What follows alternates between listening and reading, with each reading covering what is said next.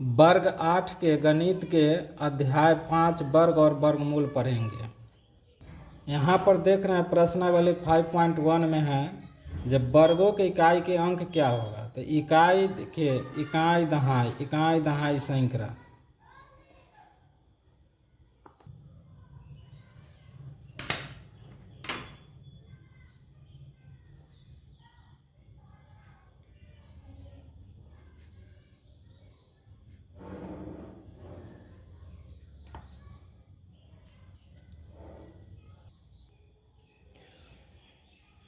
यहाँ कहता है जो निम्नलिखित में इकाई के वर्गों के अंक क्या होगा। तो यहाँ से देखिए 81 है तो ये इकाई हो गया, ये दहाई हो गया, अर्थात 1 हो गया। तो 1 का वर्ग कितना हो जाएगा, लिखेंगे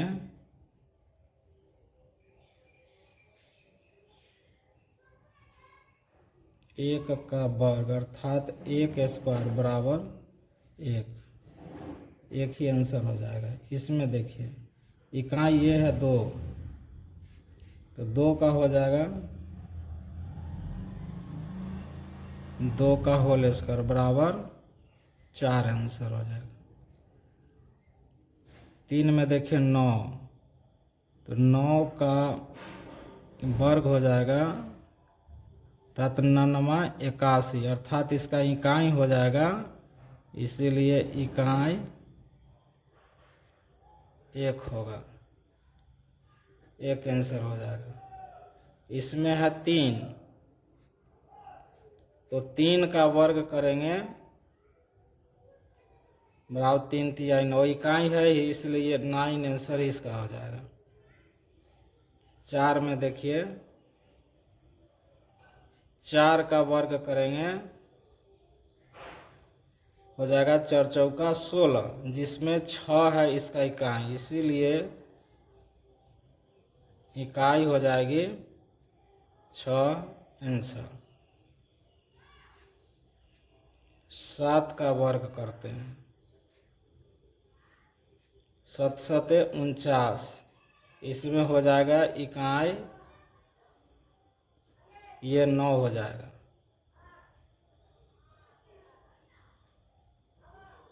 ये 8 है, 8 का वर्ग करते हैं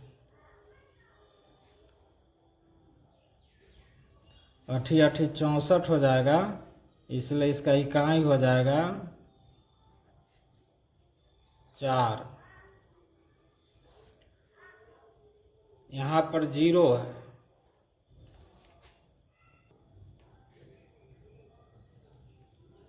का वर्ग हो जाएगा 0 का होल स्क्वायर बराबर 0 ही हो जाएगा आंसर। इकाई है ये। इसमें देखिए 6 का वर्ग करेंगे 6 1 36 हो जाएगा, जो इकाई है इसका 6, इसीलिए इकाई हो जाएगा 6 आंसर। यहाँ देखिए इसमें है 5, इकाई ये 5 है, तो 5 का वर्ग करते हैं 50 25 हो जाएगा, जो इकाई ये है इसलिए इकाई 5 आंसर हो जाएगा।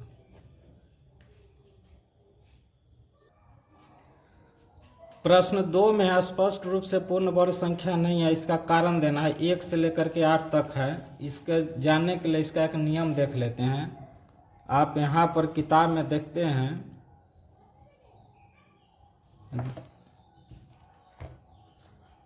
आप यहाँ पर देख सकते हैं जो लिखा है जो यदि एक संख्या 0 1 4 5 6 या 9 पर समाप्त होती है तो वह एक वर्ग संख्या होगा। अगर इस पर समाप्त नहीं होती तो वर्ग संख्या नहीं होगा। 0 वहीं पर होगा जहाँ पर लास्ट में डबल 0 हो। जैसे देखिए यहाँ पर डबल 0 है, 10 का डबल 0 100 हो जाएगा। यहाँ भी डबल 0 है। अगर वह 3 0 या विषम में रहे तो यह फिर वर्ग नहीं बनेगा।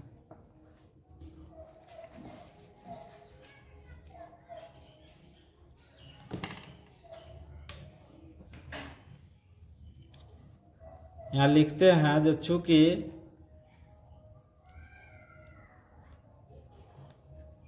एक संख्या 0 1 4 5, 6, 9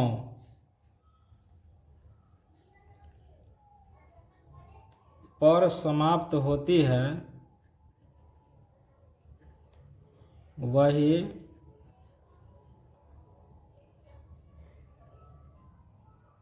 वर्ग होगा। अब यहाँ पर देखिए ये लास्ट में है 7 और इसमें कहीं भी 7 नहीं है, इसलिए पूर्ण वर्ग यह नहीं होगा। चलिए 2 में है 3 और इसमें भी कहीं 3 नहीं है, इसलिए यह भी पूर्ण वर्ग नहीं होगा। 8 है, यहाँ भी 1 2 4 5 6 9 है, इसमें भी 8 नहीं है, इसलिए यह भी पूर्ण वर्ग नहीं होगा। यहाँ 2 देखते हैं लास्ट में और इसमें भी कहीं 2 नहीं है, इसलिए यह पूर्ण वर्ग नहीं होगा। 0 है तो इसमें 0 है, लेकिन यह पूर्ण वर्ग इसलिए नहीं होगा क्योंकि जोड़ा में नहीं है। देखिए यहाँ पर से सामने जोड़ा लगाते हैं तो यह सिंगल बच जाता है, इसलिए यह पूर्ण वर्ग नहीं। अगर यह जोड़ा में होता तो पूर्ण वर्ग हो जाता। 2 है तो इसमें नहीं है, इसलिए यह पूर्ण वर्ग नहीं होगा। 0 है तो यह जोड़ा में भी नहीं है, जो 2 यहाँ है और ये सिंगल है अलग ही, इसलिए यह भी नहीं होगा। यहाँ देखिए यह अकेले है 0, इसलिए यह पूर्ण वर्ग नहीं होगा। यह आंसर हो गया इसका। प्रश्न 3 में है जो निम्नलिखित में किन संख्याओं का वर्ग विषम होगा। इसका वर्ग कौन कौन विषम होगा उसके बारे में। तो देखिए सबसे लास्ट में इकाई में है 1 और 1 को इकाई को हम 1 से ही गुना करेंगे तो हो जाएगा 1 का 1, अर्थात यह क्या है, विषम है, इसलिए 1 का यह विषम होगा। आंसर यह हो जाएगा। इसमें 2 में देखिए इकाई है 6, तो हम 6 को 6 से गुना करते हैं, 6 × 1 36, जो ये लास्ट में पड़ता है सम संख्या। यह सम है, इसलिए यह विषम नहीं होगा। यहाँ पर देखिए 9 है तो 9 को भी हम 9 से गुना करेंगे तो 9 81 हो जाएगा और लास्ट में 1 है जो विषम संख्या 1 है। यहाँ देखिए 4 है और 4 को भी हम 4 से गुना करेंगे तो 4 × 4 = 16 हो जाएगा, जो लास्ट में यह जो सम संख्या है।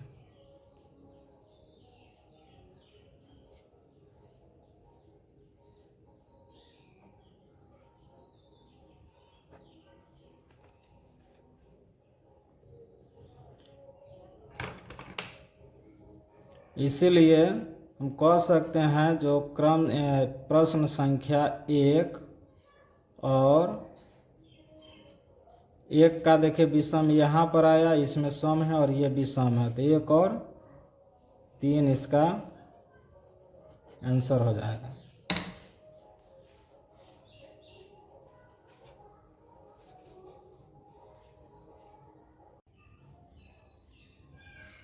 यहाँ प्रश्न संख्या 4 में देखे प्रति रूप का अवलोकन करें। इसमें देखिए दिया है 11 का होल स्क्वायर है तो 121 बना और यहाँ है 101 का होल स्क्वायर, तो इसको बना है नियम के अनुसार 10 20 1, अर्थात 1 शून्य है तो 2 के पीछे शून्य हो जाएगा और इधर 1 हो जाएगा, फिर 2 के आगे शून्य और 1 हो जाएगा। उसी तरह यहाँ देखे 1001 स्क्वायर है तो ये 2 फिर इसमें भी आ रहा है, यहाँ 2 शून्य है, पहले इसमें 1 शून्य है तो 1 शून्य आ गया, तो इसमें 2 शून्य है तो 2 शून्य आ जाएगा।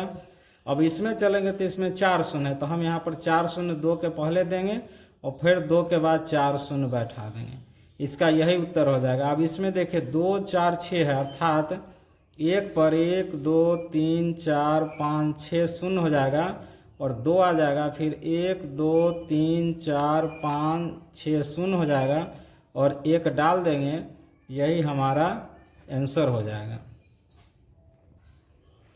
अब 5 नंबर में देखिए, 5 नंबर में भी यही प्रतिरूप का अवलोकन करना है, यह कुछ अलग तरह का। यहाँ 11 का होल स्क्वायर बराबर 121 है, तो यहाँ देखिए अब 101 का होल स्क्वायर, अब इसमें दिया है जो 10 20 1, अर्थात ये कैसे हुआ, तो यहाँ देखिए 1 की संख्या कितनी है, 1 और 1 2 है, अर्थात यह 10 और 20, 2 दहाई तक जाएगा और फिर यहाँ के बाद फिर बैक आ जाएगा, वापस आ जाएगा। उसी तरह देखिए 10 10 1 का होल स्क्वायर अर्थात 1 2 3, 1 की संख्या 3 है अर्थात 30 तक जाएगा। 10 20 30, और जब 30 आ जाएगा तो आप देखिए ये इसके सुने आगे 30 जीरो है तो इधर भी जीरो हो जाएगा, फिर 2 आएगा, ये 2 आ जाएगा, 0 आ जाएगा, 1 आ जाएगा, बैक आ जाएगा। उसी तरह देखिए 1 2 3 4, तो हम लिखेंगे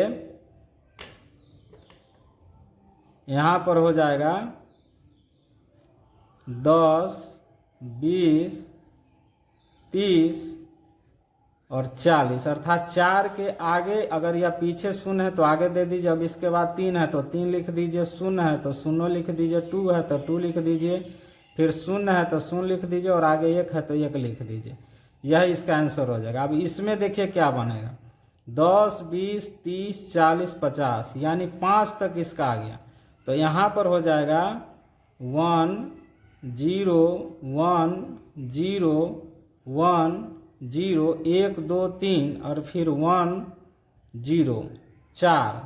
तो यहाँ देखिए 4 है तो 40 तक, यहाँ 50 है तो यहाँ पर एक और 1 0 हो जाएगा अर्थात 1 2 3 4 5, यही इसका आंसर हो जाएगा।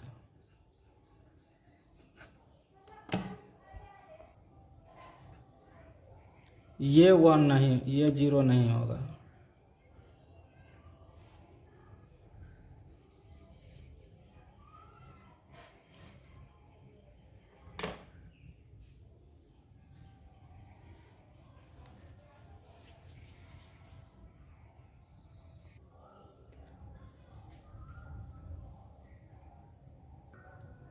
यहाँ प्रश्न संख्या 6 में है जो प्रतिरूप का उपयोग करते हुए लुप्त संख्या को दिखाना है। यहाँ देखिए एक लुप्त संख्या यहाँ पर है, एक लुप्त संख्या यहाँ पर है, एक यहाँ पर और एक यहाँ पर है। यह प्रतिरूप है। अब इसमें देखिए जो कैसे होगा, यहाँ ध्यान दीजिए, देने की बात है। जो यहाँ 1 का स्क्वायर है प्लस 2 का स्क्वायर है, फिर प्लस 2 का स्क्वायर बराबर 3 का, यानी अर्थात इसको देखिए अगर 1 को गुना 2 से करे तो 1 दूना 2 हो जाएगा और 2 के बाद अगला हो जाएगा 3। उसी तरह 2 और 3, 2 3 को गुना करते हैं तो 2 तिहाई 6 और 6 के आगे हो गया 7 का होल स्क्वायर। अब देखिए 3 और 4 का गुना करते हैं, 3 चौका 12 और 12 के बाद 13 का होल स्क्वायर। उसी तरह 4 और 5 का गुना करेंगे तो 4 पंचे यहाँ 20 का होल स्क्वायर हो जाएगा, 20 के बाद 21 का होल स्क्वायर। उसी तरह 5 और यहाँ कुछ नहीं है और आगे 30 है, तो आप देखिए क्या होगा, 5 और इसमें कितना का गुना होगा जो 30 हो जाएगा अर्थात 5 छक्का 30, यहाँ 6 हो जाएगा और 30 के बाद 31 का। उसी तरह 6 सते यहाँ 42 हो जाएगा और 42 के बाद यहाँ पर 43 हो जाएगा। यह इसका आंसर हो गया। अर्थात आप लिख सकते हैं एक हो जाएगा 20, दूसरा 6, तीसरा 42 और चौथा 43, यही आंसर हो गया। यहाँ प्रश्न संख्या 7 में है जो योग संक्रिया किए बिना, यानी जोड़ना नहीं और बिना जोड़े हुए बता देना है जो इसका टोटल योग कितना होगा। तो इसका एक फार्मूला आता है जो अगर इस तरह का क्रम से अगर संख्या लिखी हो विषम संख्या तो इसका योगफल होता है n स्क्वायर, अर्थात फार्मूला होता है जो योग हो जाएगा योग बराबर n स्क्वायर।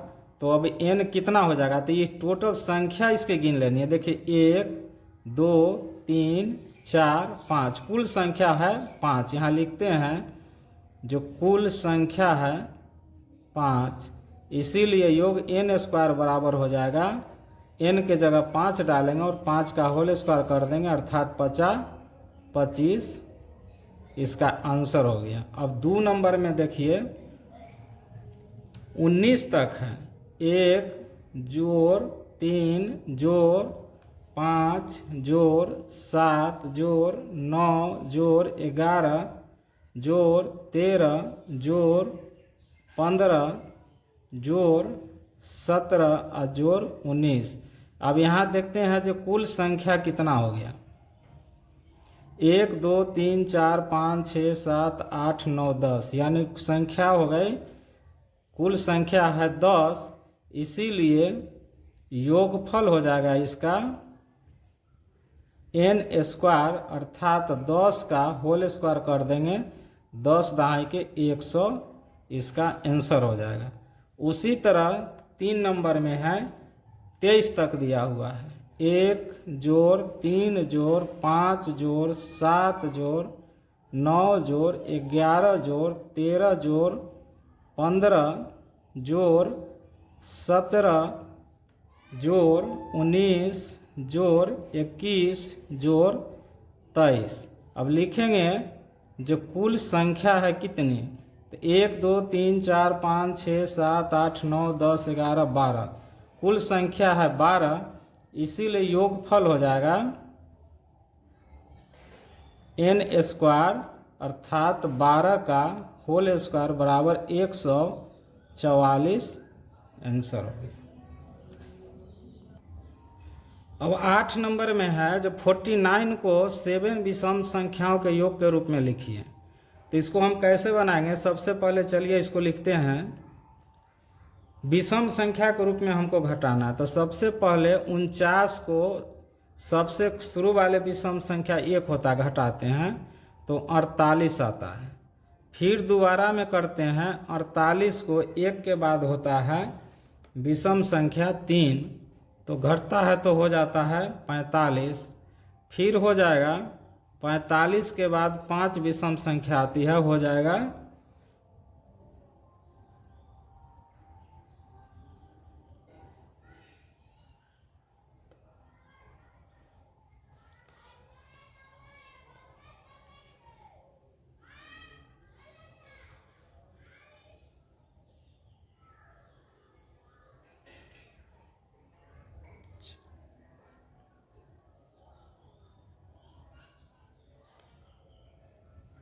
11 हमरो साला दिमाग खराब है। 48 में 3 गए तो 45, ये हो जाता है।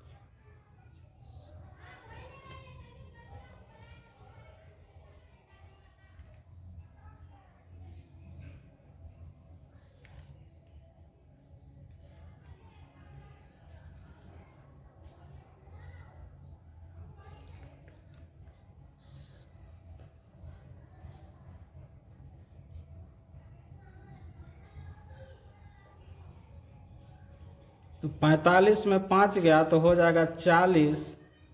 पुनः हम 40 में अब 5 के बाद 7 आता है, 7 घटाते हैं तो हो जाएगा 33। 33 में 9 घटाते हैं हो जाएगा 24, और 24 में 11 घटाते हैं तो हो जाएगा 13, और 13 में 13 घटाते हैं तो आ जाएगा 0। जबकि हमको 49 को 7 विषम संख्या के रूप में लिखना है, तो देखिए 1 2 3 4 5 6 7, और हम क्या करते हैं, जो यही सातों को अगर जोड़ देंगे तो हमको 49 पुर जाएगा।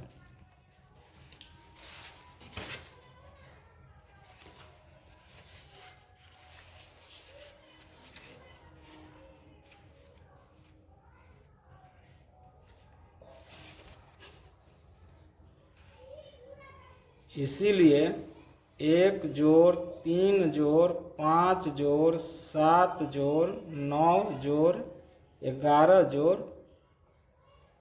13 बराबर 49 हो जाएगा। यही हमारा आंसर हो जाएगा। यहाँ 9 नंबर प्रश्न संख्या 9 में है जो निम्नलिखित संख्याओं के वर्ग के बीच में कितनी संख्या है। तो एक में 12 और 13।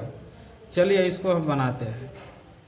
इसमें है 12 और इसको 13 में देखें, 12 जोड़ 1 बराबर 13 हो जाता है।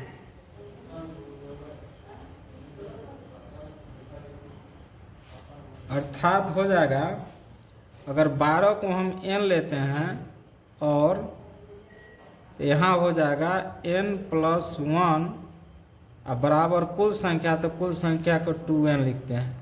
यह फॉर्मूला है। अब देखिए जो यहाँ पर 12 के जगह n है तो लिखेंगे जो चूंकि n बराबर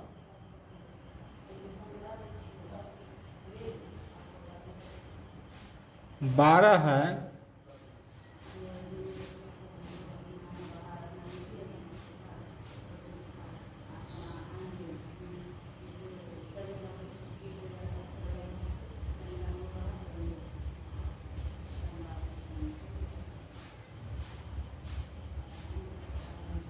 तो हो जाएगा 2n बराबर 2 गुने 12 बराबर 24, अर्थात कुल संख्या 24 हो जाएगी।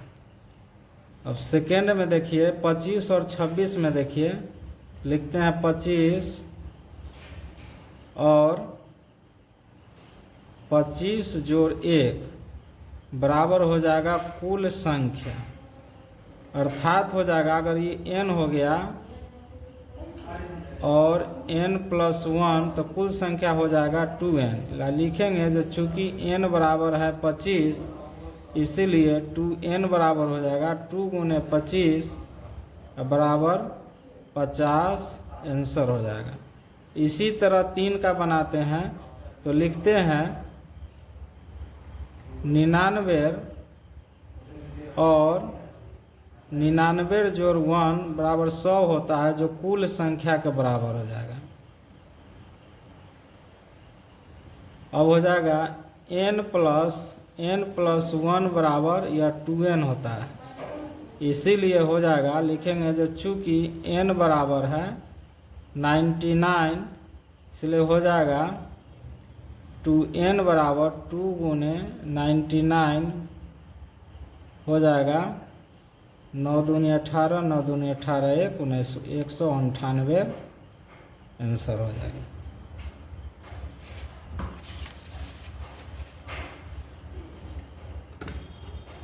इसी के साथ यह अध्याय समाप्त होता है। अगर यह वीडियो अच्छा लगा हो तो लाइक और सब्सक्राइब जरूर करें।